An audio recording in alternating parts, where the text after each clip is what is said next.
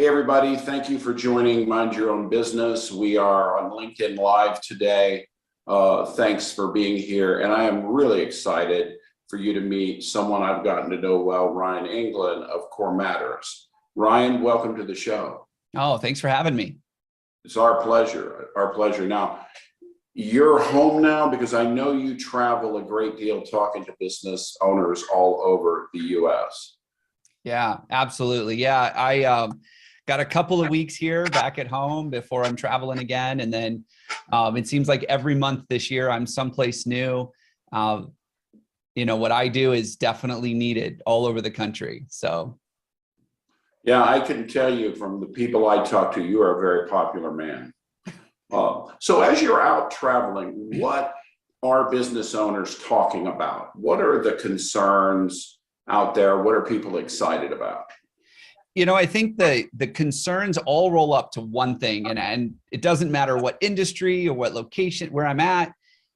Finding good people right now is the number one thing, and it's impeding growth. It's impeding business owners' sleep and the time with their family because they're so caught up in the day-to-day. But everywhere I go, that's the number one challenge, is finding and keeping good people. Yeah. So why is it so hard to find good people right now? That's a question everybody asks me, and I know we've only got a little bit of time here, so I'll abbreviate. I think there's a couple of things going on. Number one, we have the pandemic has really hurt a lot of things, especially from an employer's perspective, because job seekers have realized maybe I can make money not having to work my 9 to 5 or my 5 days a week. There's other ways to make money. And this gig economy, which we've all talked about, but kind of ignored the last decade or so, has really come to light for a lot of people. So that's one of the things, is this gig economy. I think the other thing that's really hurting us is that the baby boomers, who have been retiring for a little while now, a significant amount, almost 30% of boomers, have decided to retire early. And for some, up to 10 years earlier than they had planned, because they can retire now and go join the gig economy and make a few extra bucks to help them, whatever that break even is. They can get a few extra dollars in driving for Uber, for example, or something like that. And they don't have to stay in their career. So I think those two things are really what's causing a big issue for us. Yeah, and I know some baby boomer friends who did exactly what you said, and they cashed out on their house. Yeah. They bought their house for a very low amount of money, sold it for more than they ever dreamed they would, and then they moved closer to their kids or whatever and spent a very small amount for a home and have this just giant amount of cash to live until they get Social Security or whatever. So taking all those skilled workers out, I can see how that would create stress. So what's the antidote? Do you raise pay? What do you do? Well, there is no silver bullet. There's no magic pill you can take. There's no one thing I think that works. But I think one of the issues that I've seen come up, and it's really been exacerbated in the last couple of years, is I don't think that we really have as much of a problem with finding good people. I don't think we have a labor shortage as much as we have as employers, we've treated our people like garbage for so long, they're not taking it anymore. And that's the real issue, is that, and I'm not saying everybody does it, but entire industries are known for just not taking care of their people.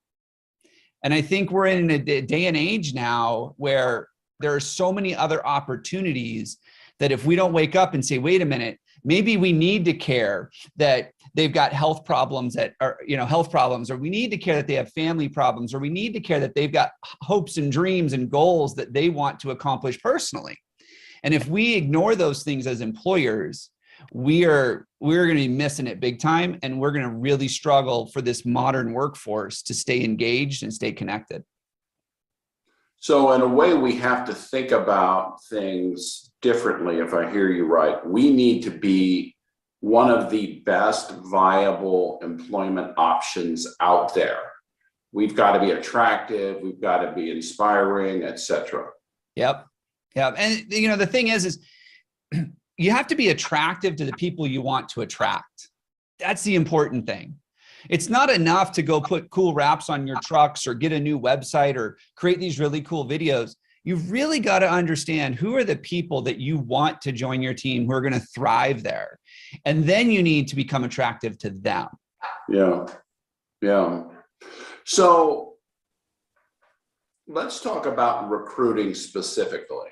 What solutions are being tried out there? What's working? What's not? Well, let's start with what's not working. Sure. Because I'd like to know, hey, if I'm doing these 3 things and you tell me they're not working, then we'll get to alternatives. So what's not working right now? Yeah.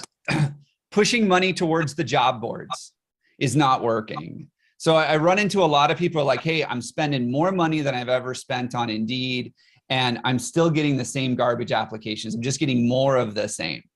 It's not enough to just spend more money to solve this problem, because the problem is not inherent. It's not related to the amount of dollars you spend. It's more inherent in what's your message? How are you communicating? What's different about your job ads from everybody else's? And so if you continue to do more of the same, that's not working. That's one of them I see a lot. They just put more dollars towards the problem and it doesn't solve it. And I think the second one that I see is everybody's raising their wages. And let's take the inflation and the economy stuff aside. Like, I think that there are some jobs that wages will need to go up, but it's not enough to just pay $2 more an hour or $3 more an hour to buy the market. It doesn't work, because the type of people that are attracted to that are the same type of people that are going to leave you for $1 more an hour in 6 weeks or 12 weeks when the next guy is deciding to buy the market. So putting money towards the problem isn't working right now. Gotcha. So what's working? Yeah. So a couple of things. One of the things that I've seen a lot of people kind of give up on is this idea, this concept of employee referrals. Every business owner I talk to will tell me their best people came from an employee referral. But when I ask them what they're doing to incentivize people to provide referrals, they're like, oh, I'm $100 after 90 days or $200 after 90 days. And the thing you have to remember is that looking for work is one of life's most stressful events for the job seeker. Right. It's on that same list as health diagnosis, relocations, death of a loved one. It's stressful to switch jobs. And if you think that one of your good employees is going to make a phone call to his buddy and say, hey, my boss is giving me $250 if you come start over here, like he's not going to do that, because the last time he did that, I'm sure that his buddy's wife had words with him and said, stop it. It's stressful. It hurts the family. Like, it's scary, people switching jobs. And so what we need to do is we need to rethink the way we incentivize employee referrals. And when we do that, they work, and they work really, really well. So that's one thing we're seeing work. No. But it's not incentivized with cash, and it's not incentivized with little dollar amounts. Gotcha.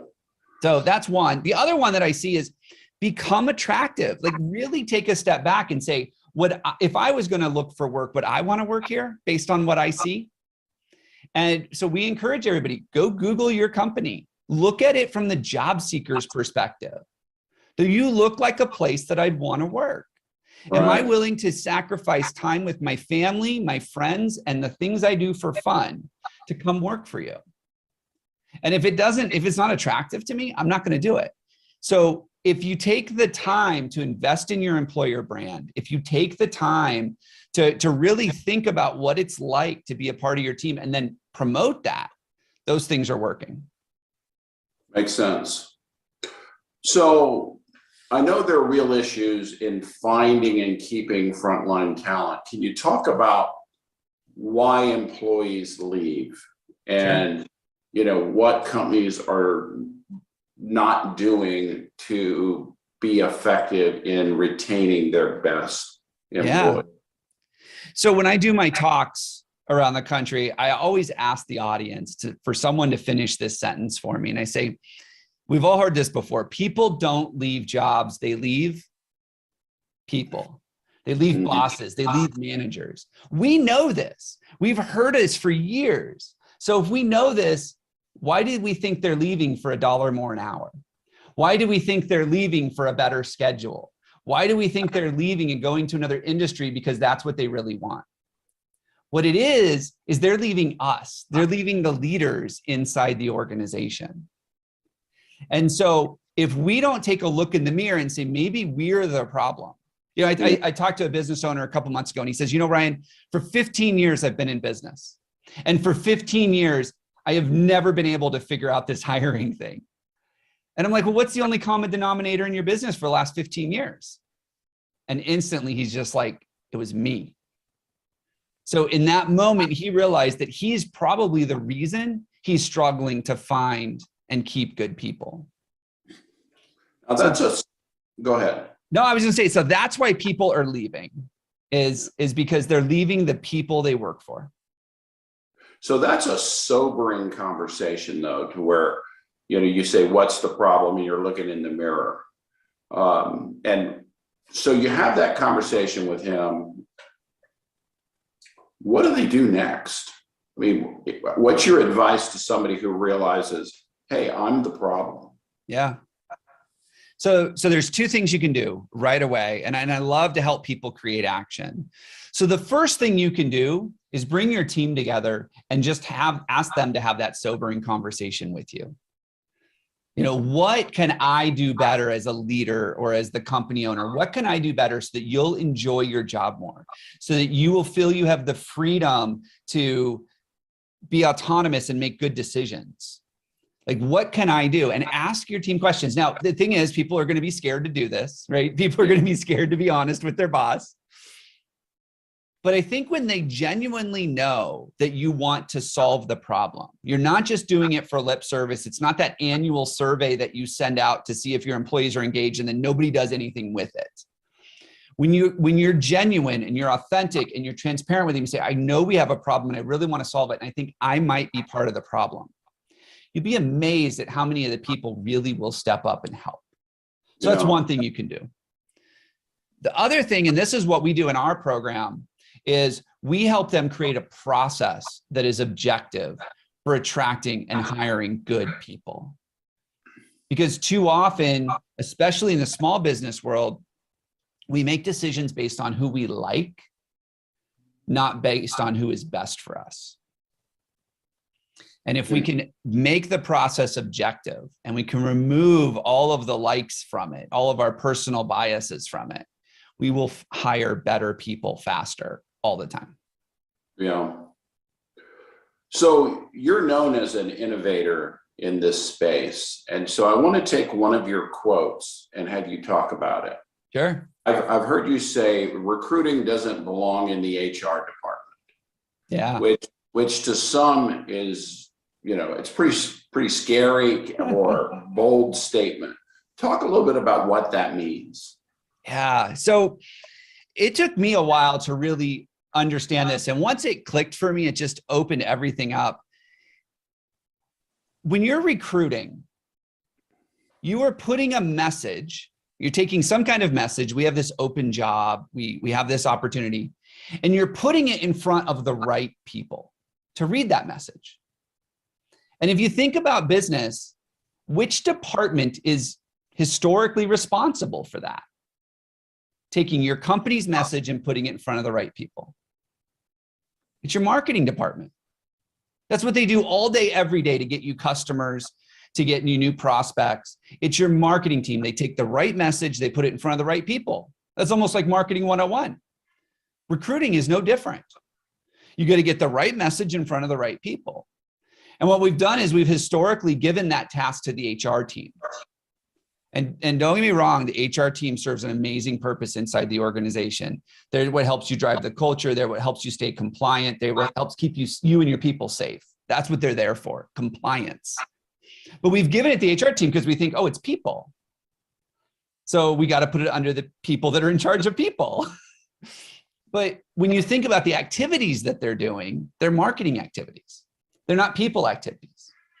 And so I believe you need to take it away from HR and you need to give recruiting to the marketing team. Let them write your job ads. Let them put together your employer brand. Let them help with your messaging. Let them help you create videos. Let your marketing team do that. Don't give it to your HR people. Strong recommendation.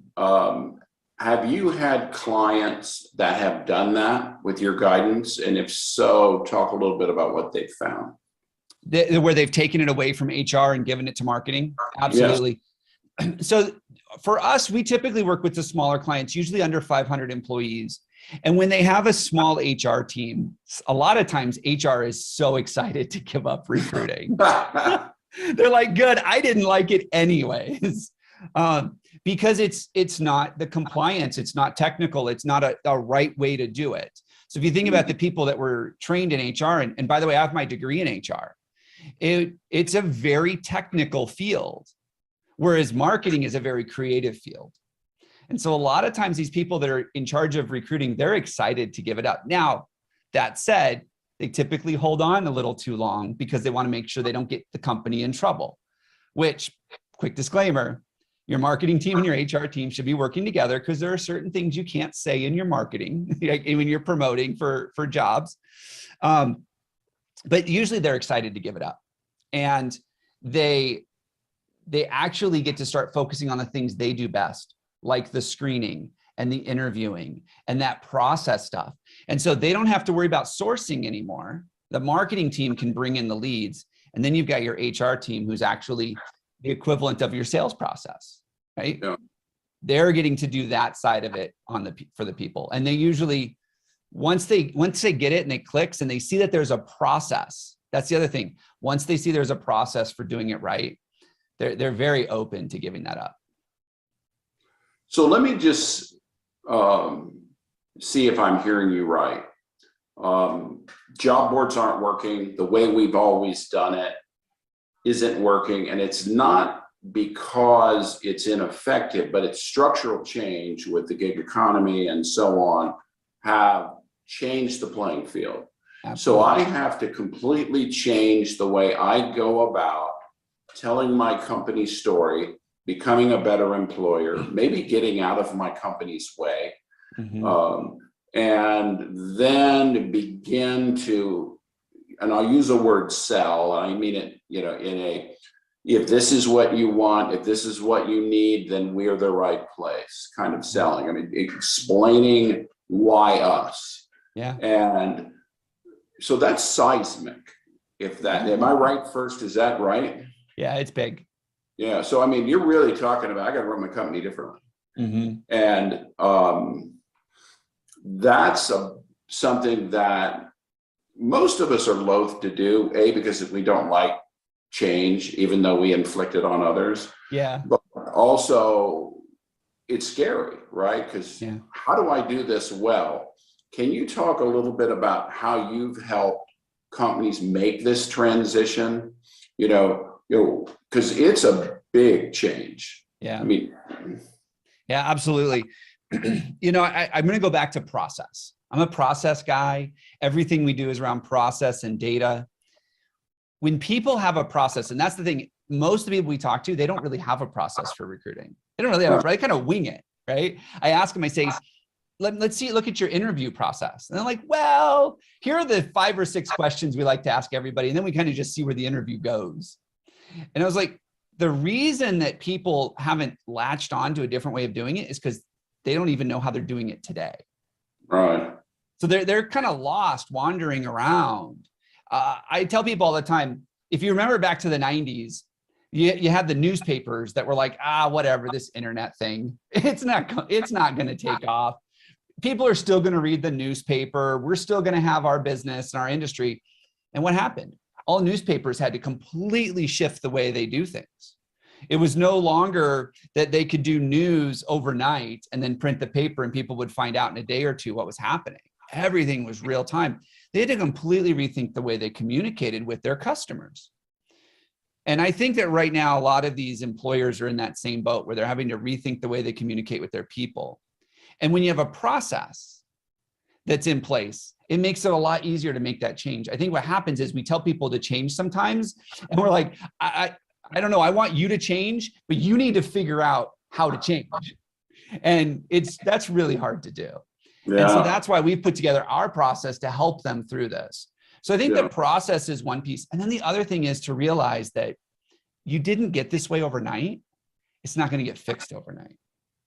I tell people, think 2 to 3 years down the road is when you're going to have this right. Because there are people on your team right now that aren't the right people and you know it. Right. There are people on this team that you are tolerating because you're afraid that if you have one less set of hands, you're not going to be as productive.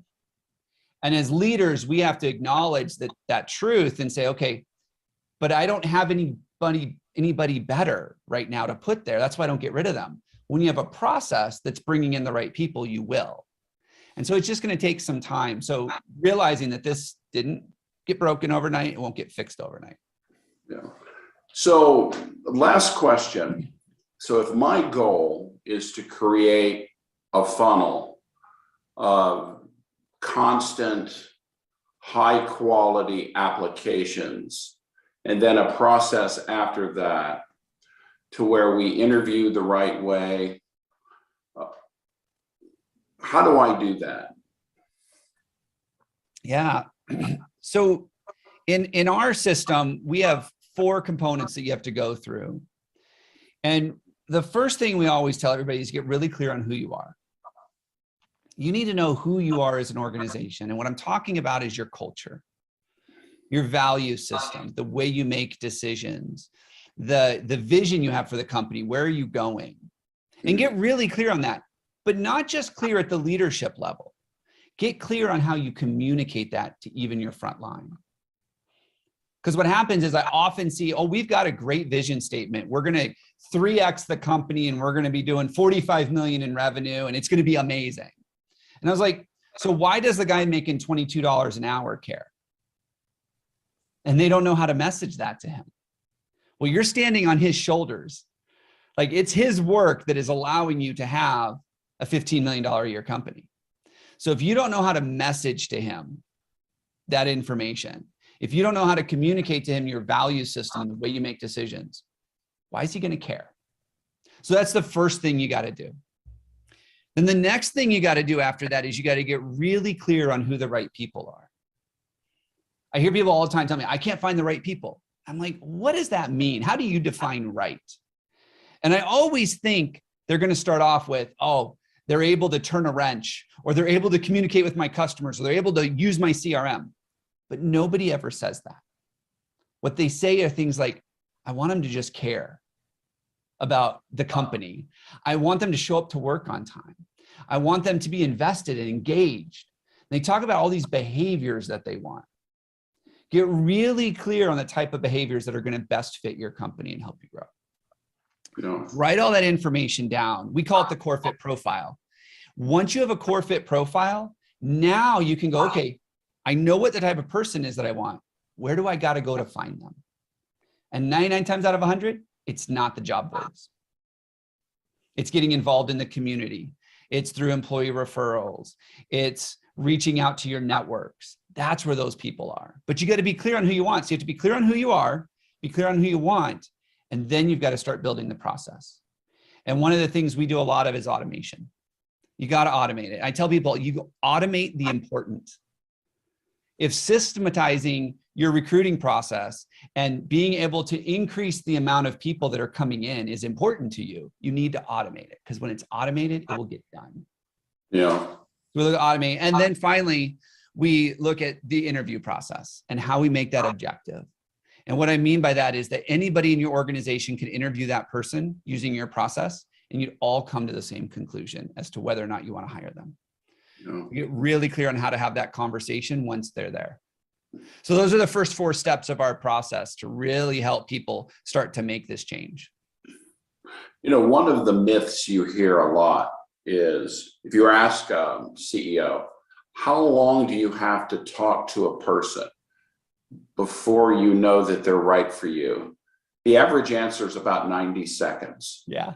And it sounds like that may be part of the problem. I think that's part of the problem. You know, you can definitely create a first impression in 90 seconds, but you have to keep in mind that as an individual, when I create a first impression about somebody, I'm picking up a couple of things about them, and then I'm comparing it to all these past biases that I have about people. Right. And then I'm like, oh, I know this person. No, you don't. No, you don't. You know, I ask people all the time, how long they dated someone before they got married. And I've never had anybody tell me 15 minutes or 30 minutes. But you know, in some states and in some countries, it's actually easier to get a divorce than it is to fire somebody. So why on earth would we spend 15 minutes ago? We know them. They're going to be amazing for us. They're the person I've been looking for my whole life. And we make that decision to hire that person. So yeah, the conversation needs to last much, much longer. So infatuation is not a process, is what I'm hearing. It's not a process. And going to the same college is not a process. Cheering for the same sports team is not a process. But that's how we make decisions these days. Yeah, no, a lot to think about. So if I'm in the audience and I'm sitting here and I'm going, oh my gosh, this is my problem. How do I take the first couple steps? You know, how do people get a hold of you? How can you help me get on the road to solving this problem, as big as it is? Yeah, it is a big problem. Well, one of the easiest ways to get a hold of me is through my website. It's thecorematters.com. That's thecorematters.com. And when you go there, look for the banner inviting you to my next masterclass. So I've put together an hour-long training that you can attend that will walk you through not only really understanding how to solve this problem, but I'm actually going to do some training in there and introduce you to 2 of our 5 power tools that you can put into action by the end of the week inside your business. Wow. And so that's a great first step to get not just exposure to the problem and how you can solve it, but also to introduce you to some of the things we do over at Core Matters. Nice. So it's as easy as website and a click, and maybe filling out a form. Fill out a form to sign up. And you know, I get it. We're busy as business owners, and a lot of times things come up, and that's okay. I'll actually send you a replay if you give me a legit email so you can go back and watch it when it's more convenient for you. Makes sense. Well, I really appreciate your time today. I mean, you are in the midst of probably the biggest issue we all have. I mean, the greatest asset any company has is their team. Yeah. And helping us understand the ways to navigate these waters, which are new to most of us, even if we've been in business forever, is important. So I really appreciate your time. I know you're a very busy man. Thanks for having me. I've enjoyed it. All right. Have a good one. You too. All right.